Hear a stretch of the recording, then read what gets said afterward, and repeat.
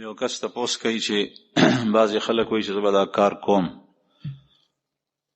دا کار کوم نو وایي چې دا زه استعمالول مې او زه لفظ ویل ټیک نه دي، نو د دې په ځای به مونږ کوم لفظ استعمالو؟ دا استعمالولی شي. زه به پیسې درکم، زه به سبا دا شی واخلم، زه به دا شی درکم، زه به تا سره ملاقات وکړم، زه به ستا ځای ته راشم، دا وخت کې زه استعمالولی شي. لیکن کوم زه مې انا چې ممنوع دی دا هغه دی چې په هغې کې تکبر وي، هغه حرام دی. لکه فرعون وی چې دا د نیرونه چې جاری کړي دا ته ما جاری کړي دي، دا تکبر دی. دا ما داسې کړي دي، دا ما جوړ کړي دي، دا تکبر دی. تکبر په وخت کې استعمالول لا حرام دی. یو کس وایي چې زه په مدرسه کې سبق یم او د هغې بجلي د سرکاري سکول نه اغشتی شوي د دې علاقې د ناظم په حکم باندې او د دې بل وغیره نشته دی، دا استعمالول څنګه دی؟ په کار دا ده چې مدرسې دپاره او د هغې خپل میټر وي او په جایز طریقه باندې هغه بجلي استعمال شي. اگر که دا اجتماعي ادارې دي او په دې ملک کې مسلمانان پاتې کېږي، په دې که غیر مسلم وي نو دا اصل حکومت د مسلمانانو دی، عوام مسلمانان دي، کافر پکې خال پاتې کېږي، لیکن ملک د کافرو، حکومت د کافرو نه دی. په داسې ځای کې پکار دا ده چې سرکاري ادارې او حکومتونه جماعتونه جوړول، د جماعتونو خصمانه د هغې حفاظت، د هغې د بجلۍ بل دا ټول انتظام حکومت کوي، هغې باندې ضروري دی، لازم دی، ځکه چې دا د مسلمانانو حکومت دی. لیکن سره د هغې افسوس دا دی چې نور بعضې اجتماعي ځایونه چې په هغې کې خلک وخت ضایع کوي، د هغې دپاره په یو انسان باندې هغه بل نه راځي او د جماعت بل په خلکو باندې راځي. نو لیکن چونکې اصول او ضابطه د حکومت داسې نه ده، نو انټر لګول پکار دي، بل ورکول پکار دي. یو کس تپوس کړی چې زه په خوب کې د شیطان نه ډېر پریشان یم، سهل راته وښیه. یو خدا ده چې په خوب کې د شیطان نه پریشانه کېږه، ما خوب کې د شیطان نه پریشانه کېدل کدای چې تا باندې غسل اوړي، نو غسل کو، په دې کې ګناه نشته دی، ځکه چې دا د خوب حالت دی. البته تا ته پکې تکلیف دی، مشقت دی، نو په دې به الله پاک اجر او ثواب درکړي. بل دا کو چې کله وده کېږي نو دغه وخت کې آیت الکرسی وایا او 3 قل رستی، یو ځل 3 واړه ووایا، په لاس یې چوف کو، لاس د سر نه خپو پورې په ټول بدن راکاږه، بیا ووایا، بیا دغسې چوف کو، لاس په ټول بدن راکاږه، بیا په 3م ځل ووایا، بیا دغسې وکړه. نو امید دا دی چې په دې کې به کمی راشي. بل مونږ د خپلو مشرانو نه، استادانو نه اورېدلي دي چې دې کې یو مجربه نسخه بل هم ده چې هغه زمونږ اکابرو ازموده کړي ده. هغه دا ده چې څه وخت سملې نو په سینه باندې د امیر المؤمنین حضرت عمر فاروق رضی الله عنه نوم په ګوته ولیکه، داسې په دې ګوته باندې داسې عمر دا په سینه باندې ولیکه، عین میم ری. نو دې سره هم شیطان تختی، ځکه چې دا ورته د الله رسول فرمایلی چې ای عمر ته چې په کومه کوڅه باندې ورننوځې نو هغه باندې که شیطان را روان نو شیطان لار پرېږدي، هغه کوڅه هغې نه وتښتي، بلې ته لاړ شي. نو دا حضرت عمر فاروق رضی الله عنه د نوم نه به هم شیطان ګبراویږي، نو بیا به کم راځي. دا تجربه وکړه. یو کس وایي چې کله د جمعې په ورځ د سورې کهف 10 آیتونه مخکینی او رستنی ولولي، آیا د پوره صورت ثواب شته؟ نه، د پوره صورت ثواب نشته. البته د دجال له فتنې نه د محفوظ کېدو دپاره د دې 10 آیاتو تذکره هم په روایاتو کې شته. نو دا خو روزانه ویل پکار دي، د جمعې په ورځ پوره سورې کهف پکار دی. بل تپوس کړی دی چې د 1,00,000 روپو زکات څومره دی؟ د 1,00,000 روپو زکات 2.5 روپۍ دی. یو کس تپوس کوي چې په نفلو کې مې سجده تلاوت 2 وکړي نو سجده ساوې سره به موږ ټیک شي که نه؟ او ټیک شو. بل تپوس کوي چې د جمع په موس کې د سړي د خولې نه داسې ټکي راوځي چې هغې سره موس فاسد شي، نو دا سړی به څه کوي؟ چې کله موس فاسد شو په جمع په موس کې، نو دا موس به دی دوباره کوي، او که په موس کې ته نه واجب پاتې شو نو دا موس یې صحیح کېږي. یو کس تپوس کړی چې نن سبا په بازارونو کې د منګکانو د وجلو دپاره یو کتاب ملاویږي چې په هغې کې شریش لګولی دي او په هغې سره منګک اونخلي او ډېر په اذیت سره مري. دا څنګه دي؟ یو خو دا عرض کوم چې دې ته تا کتاب وایي، دا کتاب نه دی. کتاب دې ته ویل نه دي پکار، دا د منګکانو کړکۍ ده. موږ ورته کړکۍ وایو، تاسو چې ورته هر څه وایي. دا د منګکانو کړکۍ ده. دویم دا ده چې دې ګوند سره دې شریشو سره منګک اونخلي، نو د منګک نه د بچ کېدو دا بهترین شی دی. نو په دې کې څه ګناه نشته دی. البته چې څنګه دا کړکۍ ته کېدې نو هغې نه پس چې کله ته ویښ شوې بیدار شوې نو بیا هغه وګوره، دا کړکۍ راواله چې منګک ورپورې وي، هغه ته بیل که ویې وجنه. دغسې مه پرېږده، دې کې ګناه نشته، جایز دی. یو کس وایي چې یو کس د جماعت یا د مدرسې دپاره ځمکه وقف که او بیا د خپلې خبرې نه منکر شو او دا یې په قبضه کې واغشته، د دې بنده دپاره څه حکم دی؟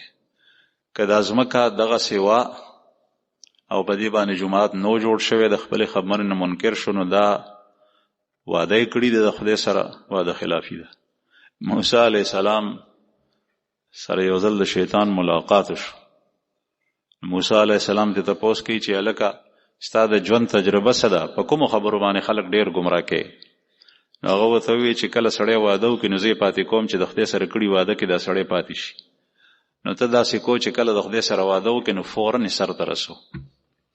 نو دغه کس واده خلاف دی، د خدای سره یې واده کړي ده چې زه د جومات ته ځمکه ورکوم او بیا یې ورنکړه. فوراً هغه کار کول پکار دی، هغه بیا واپس کول نه دي پکار. او که په دې باندې جومات جوړ شوی وي، عمارت به باندې جوړ شو، نو بیا دا نشي واپس کولی، ځکه چې دا اوس د همیشه دپاره جومات شو. یو کس وایي چې مفکر مشرق ډاکټر اقبال یو کتاب میں کتو نو دا شعر پکې راغلو، تندی ہے باد مخالف سے نہ گھبرائے عقاب یہ تو چلتی ہے تجھے اونچا اڑانے کے لیے. دی وایي زما سوال لا دی چې دی د انګریز د چال نه څنګه بچ شوی دی؟ آیا دته د علامه او د شاعر مخشر لقب چا ورکړی؟ ما ته دې خبرو پته نشته دی، د دې د دین سره او د مذهب سره تعلق نشته. یو کس تپوس کوي چې عرض دا دی چې په زیارتونو کې عرس مناویږي، آیا شریعت کې د دې څه حکم شته؟ نه. که چېرې وی نو بیا به د انبیاو په قبرونو باندې دا عرسونه ډېرو. رسول الله صلی الله علیه وسلم په خپل مرض الوفات کې وفرمایل لا تتخذوا قبري وثنا يعبد. امهات المؤمنین وی چې سختی و په باندې او صادر به کله په مخ باندې خور کو، کله به لری کو، کله به خور کو، کله به لری کو، دومره سخت تبه و. په دې کې وفرمایل چې زما قبر ګوره بت م جوړوي چې خلک پاغه باندې پوجا پاټ کوي، راجمې پی باندې. نو قبر ته راجمه کېدل، قبر ته ټیټېدل، قبر ته سرونه ښکته کول دا ټیک نه دي. او قبر باندې چې کوم دینو ډولکی وهل او باجی او توري وهل نن سبا اورس کې داسې نه وي، دا دواړه ټیک نه دي، حرام دي. او که عبادت پتو کې کوي نو بیا کفر او شرک دی. یو کس وایي چې مونږ د بجلی څومره یونټ استعمالو نو بل د دې نه زیات راځي. آیا چې څومره یونټ مونږ استعمالو صرف د هغې بل جمع کولی شو یا پوره؟ چې څومره یونټ تا استعمال کړي دي تا باندې د حکومت حق او د بجلی والا حق صرف د هغې یونټو د استعمال قیمت جوړیږي، د هغې نه زیات نه. د هغې نه زیات که تا باندې راځي نو دا ظلم دی. د ظلم نه د خلاصېدو بیا ته چې څه طریقه اختیارولی شي، خو که چېرې ته بیا د حکومت حق کې کمی کې نو ته بیا ظالم یې. نو دا تا ته حق شته. نن سبا تقریبا د میټرو ترتیب او نظام یې ښه کړی دی په نسبت د پخوا. یو کس وایي چې زما سوال لا دی چې په مونځ کې زه سترګې پټولی شم او که نه؟ چې کله زه په مونځ کې سترګې پټې کړم زما توجه مونځ طرف ته وي، او چې کله مې سترګې اخوا دېخوا وي نو بیا مې توجه بدلیږي. نو جواب دا دی چې په مونځ کې سترګې پټول نه دي پکار، ځکه چې مونځ کې بنده د الله جل جلاله سره خبرې کوي. ته چې څنګه نیت وتړې او ته وایې چې سبحانک اللهم وبحمدک وتبارک اسمک وتعالی جدک، په دې کې ټولې د کاف ضمیر خطاب صیغې دي. سبحانک اللهم، اے الله پاکی تعالی رضا، وبحمدک او حمد و ثنا او تعریفونه ټول ستا دي، وتبارک اسمک او اے ربا ستا نوم ډېر مبارک دی، وتعالی جدک او یا الله ستا شان ډېر لوی دی. نو ته الله سره خبرې کې، او چې الله سره خبرې کې نو ستا سترګې پټول دا بې ادبي ده. ځکه چې ته د پلار سره خبرې کې، د استاد سره خبرې کې، د بل مسلمان رور سره خبرې کې، ته سترګې پټې کا، نو هغه به تا ته وایي ما سره دې ټوکې کېږي چې روغ سړی په سترګو ړوند نه او سترګې دې پټې کړي دي. نو دا د هغه بې ادبي ده د عام انسان. نو الله رب العالمین دی د هغه په مخ کې سترګې پټول دا بې ادبي ده. ته تواضع توجه په موږ کې برابر کا، سره د دې چې سترګې دې څرګند دي، سترګو پټولو سره دې کې توجه مو برابر. یو کس وایي چې زما تقریبا 8 کاله مخکې نکاح شوي ده، لیکن رخصتي د څه وجوهاتو په بنیاد باندې تر اوسه نه ده شوي. نو آیا ما ته د دوباره نکاح کولو ضرورت شته او که هغه نکاح کافي ده؟ هغه نکاح کافي ده. نکاح په طولې مدت سره چې د ښځه خاوند په منځ کې ډېر وخت تیر شي، یو ځای شوي نه دي، سره نکاح باندې څه فرق نه پروزي. نکاح چې ماتېږي نو هغه د خاوند په مرګ سره ماتېږي. چې خاوند د ښځې مړ شي نو نکاح ماته شوه، خو 4 میاشتې 10 ورځې به تعلق د هغه د نکاح باقي دی، بل څوک ورسره نکاح نشي کولی. او چې ښځه مړه شوه نو نکاح فوراً ماته شوه. دا سړی په سبا باندې بله نکاح کولی شي، په هغه ورځ هم کولی شي. او نکاح طلاق سره ماتېږي چې طلاق خاوند ښځې ته ورکو، او نکاح خلع سره ماتېږي چې خلع ورکو. او نکاح چې شریعت نافذ وي، شرعي قاضي وي، په مسلو باندې او په خبرو باندې په دین باندې پوه دی، او د ښځې خاوند په منځ کې ناچاقي وي، خاوند په ښځه باندې ظلم کوي، او بیا د قاضي مخې ته دواړه راشي، او بیا دغه وخت کې قاضي هغه نکاح فسخ کړي، نو دی فسخ کولی شي. خو د ده دپاره دا ټول صفات او دا خبرې ضروري دي. کله کله نن سبا جج چې کوم دی نو خپل طرف نه تنسیخ د نکاح وکړي، داسې نه. او باقي په وخت تېرېدو سره چې رخصتي نه شي وي، دې سره نکاح کې فرق نه راځي. یو کس تپوس کړ دی چې آیا د ګیرې د خریلو ګناه شته او که نه؟ بعضې خلک وایي چې د ګیرې د خریلو ګناه نشته دی، ځکه چې دا سنت.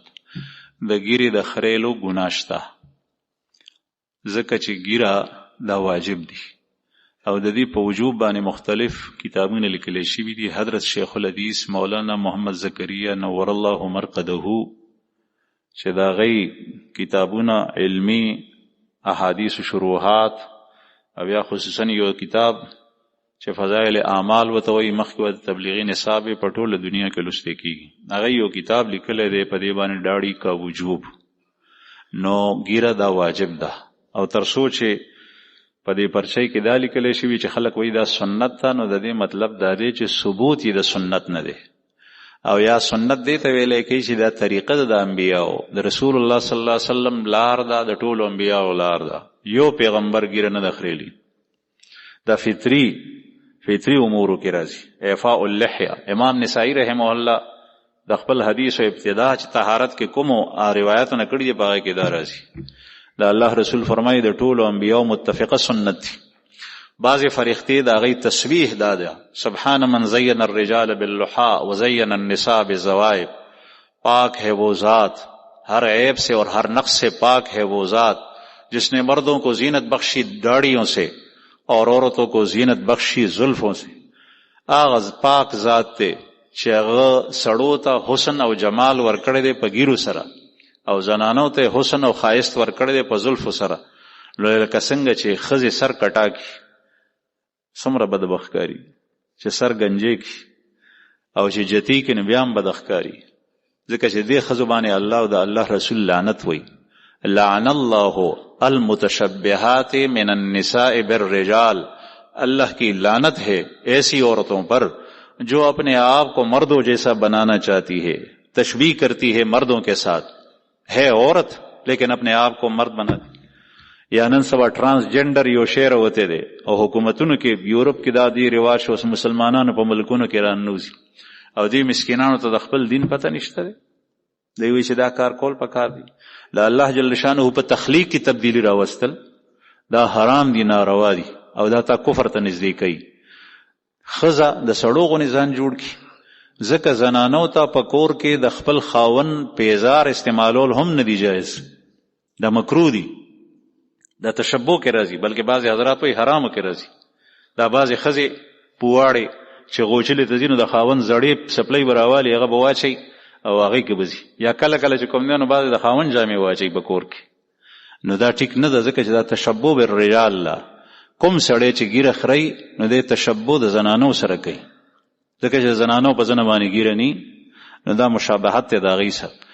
نو خفه کېږئ ما، دا شی نن سبا عام شوی دی، کله کله ګناه عام شي نو بیا هغې ته خلک بد نه وایي.